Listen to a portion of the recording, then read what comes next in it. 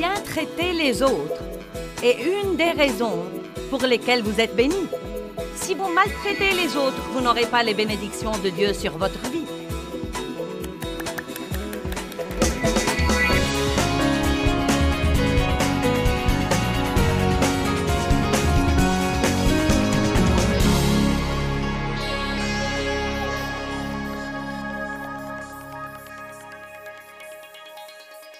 Eh bien, avant de commencer l'enseignement d'aujourd'hui, qui va être merveilleux à mon avis, j'ai à cœur de partager quelque chose de très important avec vous.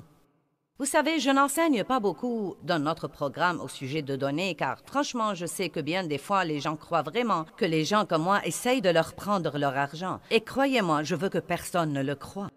Mais dernièrement, Dieu m'a fait comprendre que je ne vous aide pas et je ne vous rends pas service quand je ne vous enseigne pas sur le don, sur la manière de donner.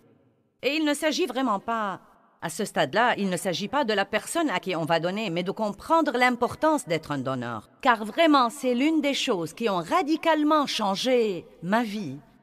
Et c'est un tel fondement de nos principes bibliques essentiels. Et je ne sens absolument pas que je vous rends justice si je continue à ne pas enseigner ce principe.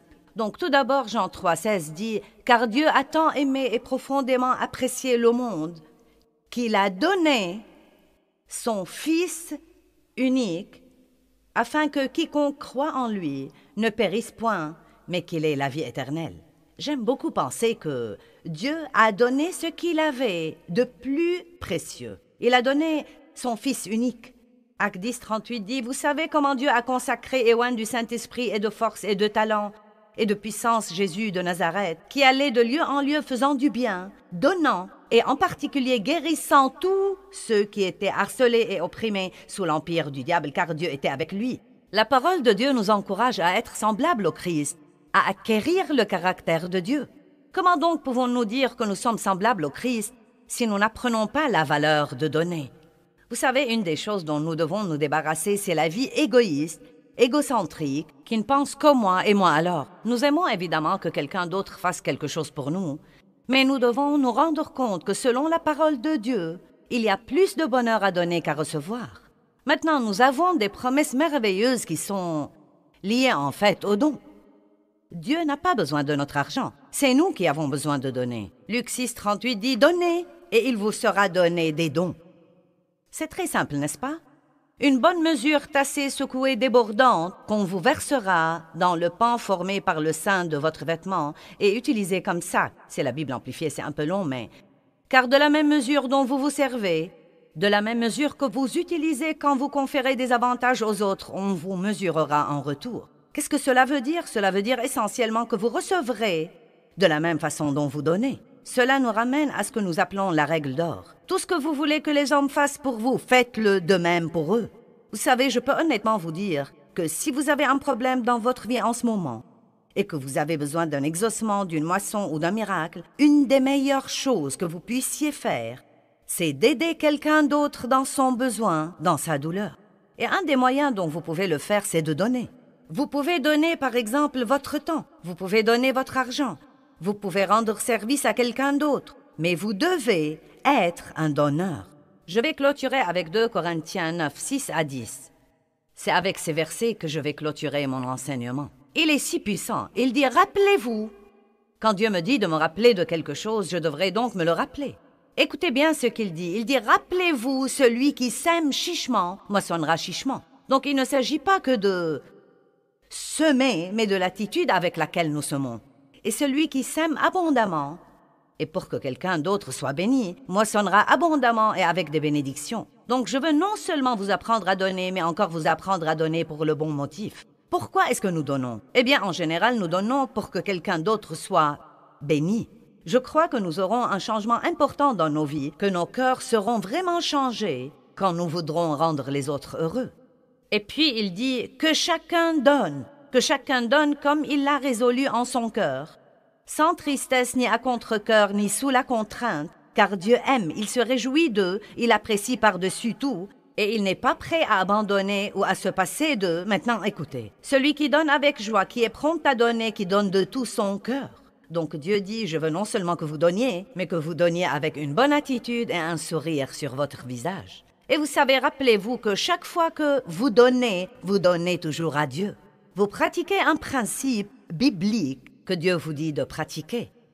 Et la Bible dit que Dieu peut, par votre don, par votre fidélité et par votre don, Dieu peut vous donner en abondance toutes sortes de grâces, de faveurs, de bénédictions terrestres pour que vous ayez toujours tout ce qui suffit en toutes circonstances et quel que soit le besoin et que vous possédiez assez pour ne pas avoir besoin d'aide ou de soutien et que vous ayez encore en abondance pour les œuvres de bienfaisance et toutes bonnes œuvres. Il dit ensuite des choses vraiment merveilleuses comme quoi quand vous continuez à donner, Dieu continue à vous le rendre. Donc vous donnez et Dieu vous le rend tout le temps et vous serez capable de continuer à aider les autres et de continuer à les aider. C'est formidable d'avoir un bon flux dans votre vie. Prenez donc la décision aujourd'hui de ne jamais être un réservoir. Prenez la décision de ne pas collectionner tout ce que vous pouvez avoir dans la vie, mais de comprendre que Dieu veut vous donner quelque chose que vous devez à votre tour passer aux autres pour pouvoir boucler la boucle. Une abondance vient vers vous et une abondance passe par vous aux autres. Donc j'essaie de suivre ce que Dieu m'a enseigné et m'a mis au cœur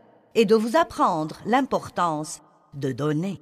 Maintenant, nous allons commencer notre enseignement de la conférence et nous allons apprendre à imiter Dieu en donnant. Jouissez de l'enseignement. Le psaume 37 m'a beaucoup profité et j'espère que vous allez le comprendre aujourd'hui. J'en parle beaucoup dans mes sermons. Le psaume 37, nous allons étudier les versets 1 à 5. Ne t'irrite pas contre les méchants. N'envie pas ceux qui font le mal. Vous savez, il y a des gens qui vous font parfois du mal et il paraît en réalité que leurs circonstances sont meilleures que les vôtres. N'est-ce pas que ça brûle le sang? Vous dites, eh bien Dieu, j'essaie de faire ce qu'il faut et tu me dis de m'attendre à toi et ils se conduisent comme des salauds et on leur donne des augmentations et ils ne sont pas licenciés de leurs emplois et regarde ce qui m'arrive. Mais vous savez, au lieu de dire ça, vous devriez dire, Dieu plaide ma cause et me réserve une double récompense. Apprenez à dire ce que vous désirez et non pas ce que vous avez.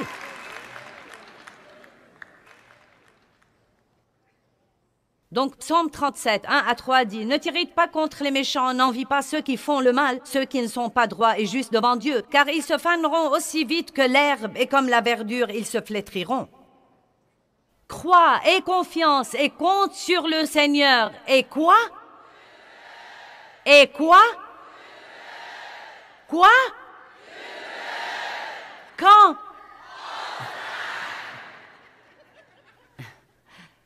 Puis il continue et dit, habite le pays et repais-toi de sa fidélité et tu seras en sécurité. Vous savez, même quand quelqu'un fait du mal à votre chair ou il vous blesse profondément, si vous vous y prenez avec les choses en imitant Dieu, au beau milieu de ça, vous serez en sécurité. De l'intérieur, vous serez en sécurité. Comme dit David dans le psaume 23, « Oui, même quand je marcherai dans la vallée de l'ombre de la mort, je ne craindrai aucun mal. » Puis il dit qu'il a un festin au milieu de ses adversaires et que sa coupe déborde. Et il célèbre pendant que tous ces trucs se produisent. Vous savez pourquoi? Si vous êtes heureux de l'intérieur, ce qui se passe autour de vous ne sera pas important. Maintenant, je vais vous confier un secret. Vous voulez apprendre un secret? Nous le dirons même à ceux qui nous regardent à la télé. Voilà le secret. Écoutez, mieux vous traitez les gens, plus vous serez heureux.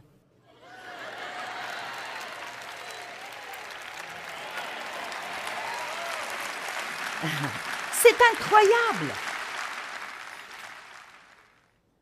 Je me demande parfois où nous étions pendant toutes ces années de notre vie chrétienne. Combien d'études de Bible sur le pardon nous faut-il pour comprendre que quand nous pardonnons à quelqu'un d'autre, nous nous rendons service à nous-mêmes? Pourquoi gaspiller votre vie à vous fâcher contre quelqu'un qui s'amuse quelque part et se fiche de ce que vous ressentez? Allez, vous devez être plus intelligent.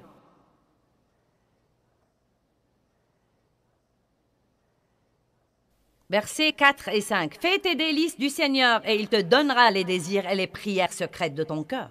Confie ton sort à l'Éternel, décharge-toi sur lui de tous tes soucis, Mets ta confiance en lui, appuie-toi et compte sur lui. Et il quoi? Le Seigneur agira. Donc, fions-nous au Seigneur et pratiquons le bien. Maintenant, nous sommes loin de voir assez de chrétiens travailler pour la justice.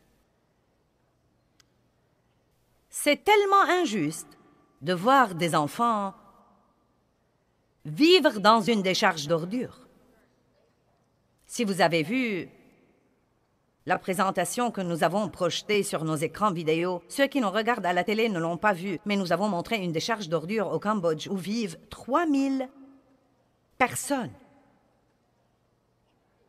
Et après la tombée de la nuit, quand les camions d'ordures font marche arrière vers cette décharge pour décharger les ordures de la ville, les enfants attendent pour entrer dans cette saleté dans l'espoir d'être les premiers à trouver quelque chose qu'ils peuvent vendre le lendemain pour gagner de quoi vivre. Maintenant, je ne peux même pas y penser, je ne sais pas. Vous ne pouvez pas justifier ça. Il n'y a rien de juste là-dedans. C'est la chose la plus injuste que je puisse imaginer. Comme quoi un enfant de 4 ou 5 ou 6 ans doit passer 7 jours par semaine à fouiller dans les ordures et les déchets pour gagner assez pour manger. Donc, je ne peux pas me contenter de dire « c'est dommage, quelqu'un devrait faire quelque chose ». Vous dites « je ne sais pas quoi faire ». Commencez à prier et Dieu vous montrera. Eh bien, que puis-je faire? Eh bien, vous pouvez au moins aider ceux qui font quelque chose. Allez, ne vous emballez pas trop.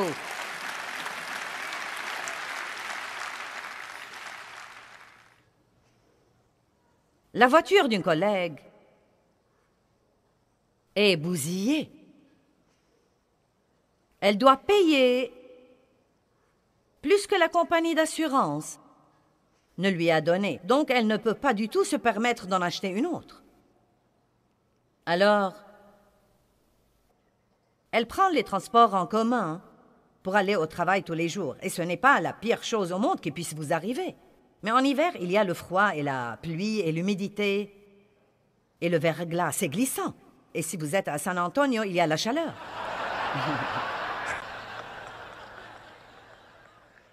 Et donc, vous êtes sa collègue, vous êtes au courant de sa situation. Et une idée vous vient à l'esprit. Je pourrais offrir de la prendre en voiture et de la raccompagner chez elle tous les jours, jusqu'à ce qu'elle surmonte cette situation. Puis ce petit, vous ne le savez pas, mais vous avez ce petit type rouge sur votre épaule. Vous avez ce petit démon qui vous est assigné pour vous éloigner de la volonté.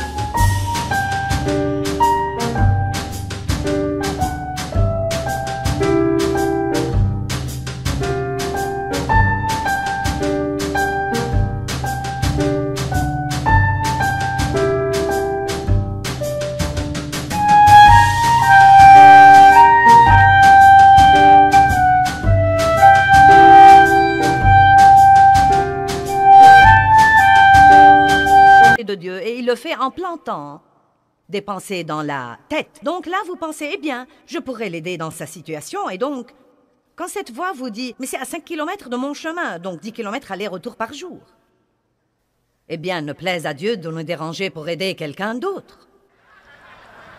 Vous m'entendez? Nous ne voulons certainement pas être dérangés. Nous ne voulons pas que ça nous coûte quelque chose ou que ça exige un sacrifice ou nous contraint à nous lever 10 minutes plus tôt ou Vous feriez mieux d'avaler ça, car je ne vais pas me taire.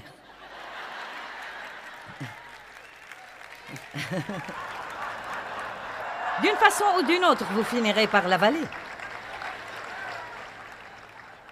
Je ne supporte pas d'entendre des chrétiens dire « Eh bien, si seulement Dieu me montrait quel est mon vrai ministère !»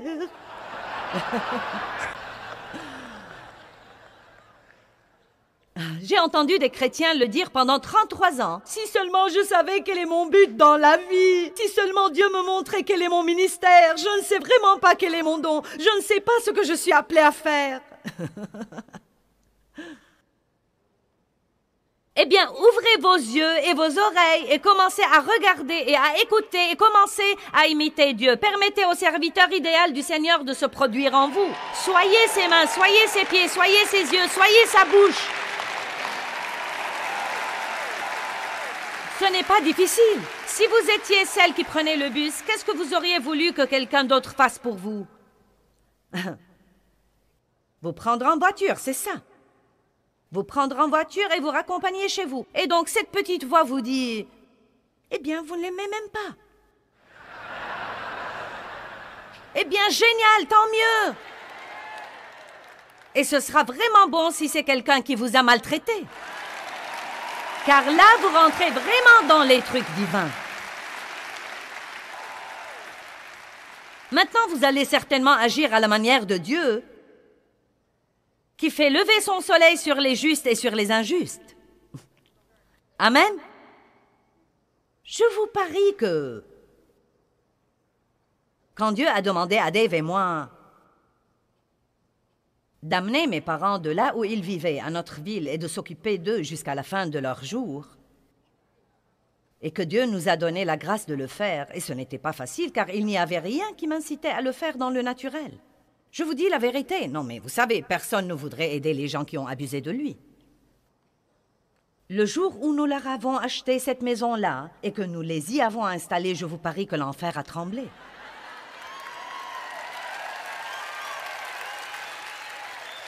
Allez maintenant. Si vous avez une maman ou un papa à qui vous n'avez même pas parlé depuis 3 mois, ce n'est pas bien. Vous ne savez pas ce qu'ils m'ont fait. Ce n'est toujours pas bien. La Bible ne dit pas de bien traiter les gens qui le méritent. Nous parlerons de la miséricorde demain. Attachez vos ceintures. Car la miséricorde est le truc que vous accordez aux gens qui ne le méritent pas. Oh oh! Allez, ne soyez pas des lâches et ne restez pas à la maison demain.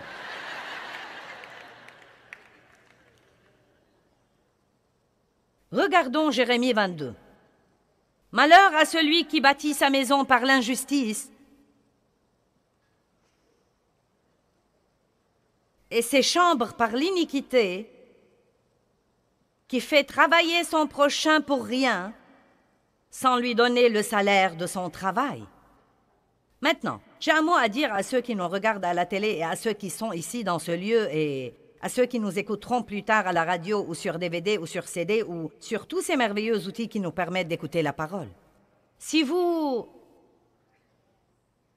avez des affaires, si vous êtes patron, si vous êtes responsable, si vous avez des gens qui travaillent pour vous sous quelque forme que ce soit et que vous les exploitez pour votre avantage,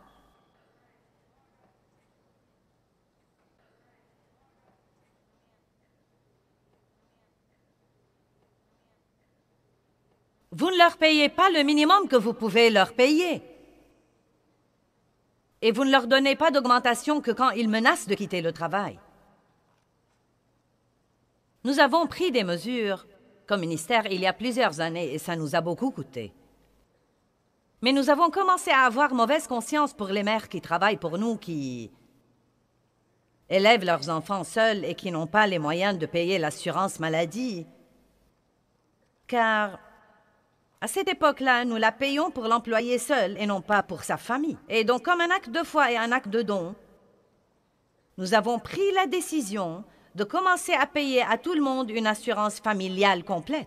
Eh bien, quand vous parlez d'assurance familiale complète, eh bien, vous ne voudrez même pas connaître les chiffres. Vous savez ce que coûte votre assurance, donc multipliez ça 900 fois. et ça ira quelque part à l'infini. Non, mais c'est vraiment... Et donc nous pensons... Mais comment pouvons-nous faire ça? Vous savez quoi? Bien traiter les autres est une des raisons pour lesquelles vous êtes bénis. Quand vous maltraitez les autres, vous n'aurez pas les bénédictions de Dieu sur votre vie.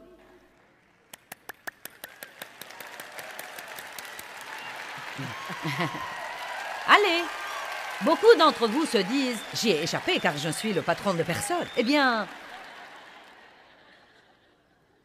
tôt ou tard, vous serez dans une position où vous aurez l'autorité de faire ou de ne pas faire quelque chose. Et si vous voulez être une personne qui représente la justice de Dieu, vous ne voudrez pas y échapper, mais vous ferez la meilleure chose que vous pourriez faire et vous ferez pour les autres ce que vous voulez qu'on vous fasse si vous étiez à leur place.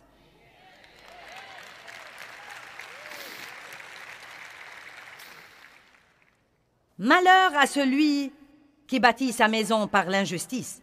Vous savez, si je dois bâtir une grande compagnie en maltraitant les autres, la Bible me dit malheur. Je ne sais pas ce que c'est, mais je ne le veux pas. Verset 14, qui dit « Je me bâtirai une maison vaste et des chambres spacieuses, et qui s'y fait percer des fenêtres, la couvre de panneaux de cèdre et la peint en couleur rouge. » J'aime ça. Crois-tu qu'être roi? Croyez-vous qu'être le patron, ou être le responsable, ou être le chef, ou le type principal, ou même être le parent, vous donne le droit de maltraiter les gens qui vous entourent et de mener une vie de confort pendant qu'ils en sont privés?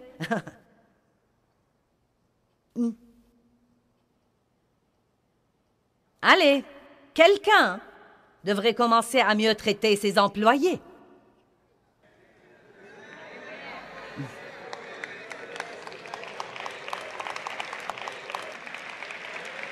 Beaucoup d'entre vous aiment ça et ils se disent « Oui, mon patron doit mieux me traiter, je vais lui acheter une copie de ce CD. »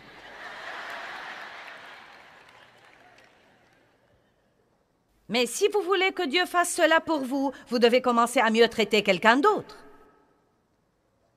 Même si c'est votre chien, si vous avez autorité sur quelqu'un, commencez à mieux le traiter. Crois-tu qu'être roi veut simplement dire rivaliser dans le confort avec Salomon et s'efforcer d'exceller dans les palais de cèdre? Ton père Josia n'a-t-il pas mangé et bu et pratiqué le jugement et la justice et n'était-il pas droit et juste devant Dieu? Et il fut heureux. Et il fut heureux. Vous voulez que vos affaires prospèrent? Traitez bien vos employés. Allez, cela devait être dit. Vous voulez que votre maison prospère? Traitez bien vos enfants, traitez-les avec respect. Ce n'est pas parce qu'ils sont enfants qu'ils ne méritent pas le respect de votre part. La Bible dit que si vous offensez un de ces petits, il vaudrait mieux pour vous qu'on vous attache au cou une grosse meule et qu'on vous précipite dans l'abîme de la mer. Ouh! Honore ton père et ta mère, afin que tu sois heureux et que tes jours se prolongent sur terre. Allez! Vous feriez mieux de commencer à appeler papa et maman et de voir comment ils vont.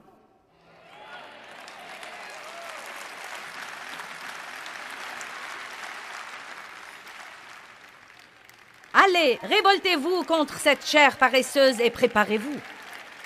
Eh bien... Oh.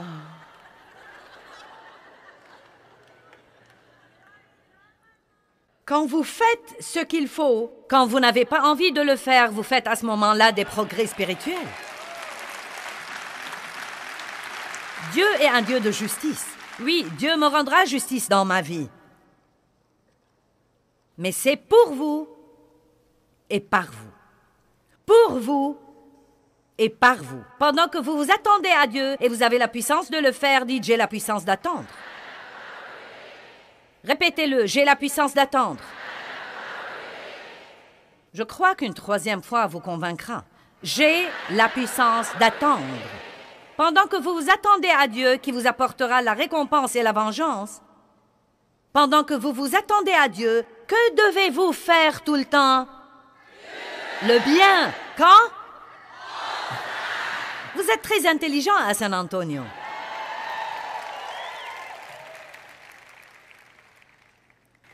Ensuite, ces versets finissent par dire que ceux qui connaissent Dieu traitent vraiment les autres avec justice. Ceux qui connaissent Dieu, ceux qui ont une révélation sur la nature de Dieu, ont peur de maltraiter les autres. Nous devons avoir une crainte révérentielle et craindre de maltraiter les autres. Chaque fois que vous faites du mal à quelqu'un, la meilleure chose que vous puissiez faire, c'est de vous humilier et dire « Désolé de vous avoir parlé de cette façon, de m'être conduit de cette façon et de ne pas vous avoir traité comme vous aurez dû être traité, car Dieu se sent visé personnellement quand nous maltraitons ses enfants. » Amen?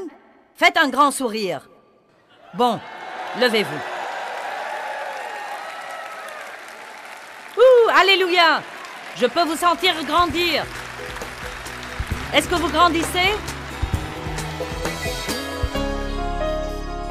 Eh bien, chers amis, l'essentiel que nous voulons que vous preniez de ce programme aujourd'hui, c'est que mieux vous traitez les autres, plus vous serez heureux et satisfait. J'aime le psaume 37:3. Il dit « Confie-toi en l'Éternel et pratique le bien. » Confie-toi en l'Éternel et pratique le bien. Quand vous avez un problème, que faites-vous? 1. Confiez-vous en l'Éternel. Et 2.